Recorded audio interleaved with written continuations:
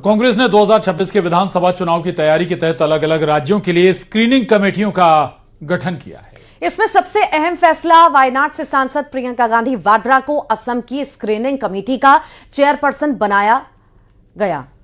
और यह पहली बार है जब प्रियंका गांधी को किसी राज्य में उम्मीदवार चयन की जिम्मेदारी सौंपी गई है।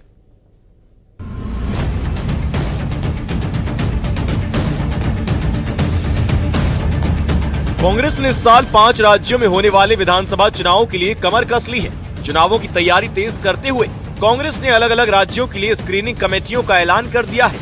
इसमें सबसे अहम फैसला है प्रियंका गांधी वाड्रा को बड़ी जिम्मेदारी देने का। वायनाड से सांसद प्रियंका गांधी वाड्रा को असम के लिए स्क्रीनिंग कमेटी की चेयरपर्सन बनाया गया है। यानी प्रियंका गांधी वाड्रा असम विधानसभा चुनावों में उम्मीदवारों के चयन में निर्णायक भूमिका निभाएंगी। यह पहली बार है जब प्रियंका गांधी को किसी राज्य की स्क्रीनिंग कमेटी की जिम्मेदारी सौंपी गई है। असम की स्क्रीनिंग कमेटी में प्रियंका गांधी के साथ इमरान मसूद, श्रीवेला प्रसाद और उड़ीसा से कांग्रेस के एकमात्र सांसद सप्तगिरी उलाका को सदस्य बनाया गया है। देखिए, कमजोरी और मजबूती का तो अलग विषय हो सकता है, क्योंकि कोई बड़ी बात नहीं होती कि सब कुछ परिस्थितियां एकदम चेंज हो जाएं। जो कांग्रेस का आधार रहा, अगर उसने तय कर लिया कि हमें वापस आना है, तो फिर तो सब कमजोर होंगे, कांग्रेस ही मजबूत होगी ना। और एक आधार की बड़ी बुनियाद में बैठा हूं, मेरे से मतलब अब आप समझ लीजिए, अगर इन्होंने तय कर लिया कि कांग्रेस आना है तो फिर कांग्रेस आएगी ना। अब बहुत दिनों से हम देख रहे थे कि राहुल हटाओ, प्रियंका लाओ, कांग्रेस बचाओ, इस प्रकार का नारा चल रहा था और राहुल कैंप पे बड़ा प्रेशर था प्रियंका कैंप से कि प्रियंका जी ही लीड करेगी कांग्रेस पार्टी को। तो अब प्रियंका जी ज़्यादा उनके कैंप की तरफ से हमले ना हो, इसलिए प्रियंका जी को एक जिम्मेदारी दे दी गई है। हालांकि जब उनको उत्तर प्रदेश की जिम्मेदारी लास्ट दी गई थी तो हमने देखा कि प्रियंका जी ने 2 में से 1 लोकसभा सीट हरवा दी और 6 विधायक थे तो इनोवा में आते थे पहले, फिर 2 आ गए तो फिर रिक्शा में आने लगे। तो ये तो प्रियंका जी की उपलब्धियां हैं, तो प्रियंका जी को शुभकामनाएं। परंतु जो अब राहुल जी जो है 95 इलेक्शन हार गए, तो जनमत तो रहा नहीं और उनके अलाय पार्टनर भी उनके साथ नहीं, तो संगत भी रहा नहीं और जनपद में भी उनके पास ऊपर कोई विश्वास बचा नहीं, क्योंकि रॉबर्ट वाड्रा जी हो, इमरान मसूद जी हो, शशि थरूर हो, दिग्विजय सिंह हो, सब कह रहे राहुल हटाओ, प्रियंका लाओ। तो मुझे लगता है कि उसकी शुरुआत कहीं ना कहीं हो चुकी है।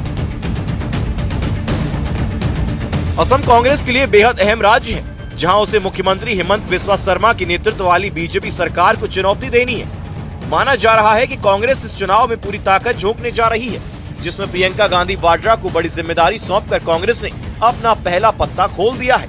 प्रियंका गांधी वाड्रा लंबे समय से कांग्रेस की महासचिव हैं, लेकिन अब तक उनके पास कोई तय पोर्टफोलियो नहीं था। ऐसे में असम जैसे अहम राज्य की जिम्मेदारी मिलना पार्टी के अंदर उनके बढ़ते कद और संभावित संगठनात्मक फेरबदल की ओर एक इशारा माना जा रहा है। Bureau report, news 18।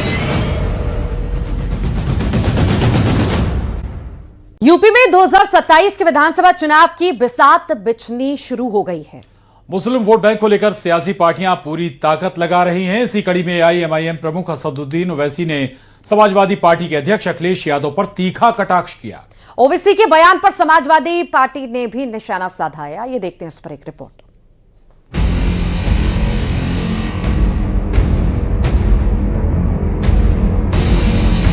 AIMIM chief Asaduddin Owaisi ने सोशल मीडिया पर एक वीडियो पोस्ट करते हुए अखिलेश यादव को सीधी चुनौती दी। ओवैसी ने कहा, मुसलमान अब अपना अलग सियासी नेतृत्व बनाएंगे, जिससे समाजवादी पार्टी की मुस्लिम वोटों पर निर्भरता खत्म हो जाएगी। उन्होंने साफ शब्दों में कहा, मुसलमानों की सियासी क़यादत बनेगी और अखिलेश यादव की दुकान बंद होगी। ओवैसी का इशारा साफ है कि यूपी में मुस्लिम वोटों को लेकर एसपी की पारंपरिक पकड़ कमजोर करने की कोशिश की जा रही है। AIMIM पहले से ही मुस्लिम बहुल सीटों पर फोकस कर रही है और 2027 में बड़ा दखल देने की तैयारी में है। कान खोलकर सुन लो, मुसलमानों की सियासी लीडरशिप बनेगी इंशाअल्लाह ताला। ये संविधान मुझे इस बात की इजाजत देता है। अब अबू आसिम साहब और अखिलेश यादव जानते हैं कि जिस दिन मुस्लिम अक़लियत की सियासी लीडरशिप बनेगी, इनकी दुकान खत्म हो जाएगी। ओवैसी के इस बयान पर समाजवादी पार्टी भड़क गई। सपा के राज्यसभा सांसद रामजीलाल सुमन ने पलटवार करते हुए कहा कि ओवैसी गलतफहमी के शिकार हैं। दुनिया की कोई ताकत अखिलेश यादव की दुकान बंद नहीं कर सकती। अखिलेश और समाजवादी पार्टी जिंदा और मजबूत पार्टी है जो मुस्लिम समुदाय के हितों की रक्षा करती रहेगी। दुनिया की कोई ताकत नहीं है जो अखिलेश यादव जी की दुकान को बंद कर दे। हाँ, मैं इतना जरूर कहना चाहूँगा कि कुछ लोगों को गलत फहमियाँ हैं, उनकी दुकानें जरूर बंद हो जाएंगी। अखिलेश यादव और समाजवादी पार्टी एक जिंदा पार्टी है और मैं समझता हूँ कुछ लोग जाने अनजाने भारतीय जनता पार्टी को लाभ पहुँचाने की कोशिश कर रहे हैं। इसके अलावा इस बयान का और कोई नहीं। दरअसल यूपी में मुस्लिम वोटर्स करीब 19% हैं जो किसी भी पार्टी की जीत हार तय कर सकते हैं। समाजवादी पार्टी लंबे वक्त से MY यानी मुस्लिम यादव समीकरण पर सवार है, लेकिन ओवैसी की AIMIM अब इस समीकरण को तोड़ने की कोशिश में है। 2022 के चुनावों में भी AIMIM ने कुछ सीटों पर SP को नुकसान पहुंचाया था। अब 2027 से पहले ये सियासी जंग और तेज हो गई है। Bureau report, news 18। और बात उत्तराखंड में होने जा रहे महाकुंभ की, जिसको लेकर तमाम संतों ने गैर हिंदुओं की एंट्री पर बैन लगाने की मांग उठाई है। और सीएम धामी ने न्यूज़ 18 के साथ एक्सक्लूसिव बातचीत में इस मांग को मानने का इशारा कर दिया है। जिसके बाद सवाल यह है कि क्या हरिद्वार कुंभ में गैर हिंदुओं की एंट्री पर होगा बैन।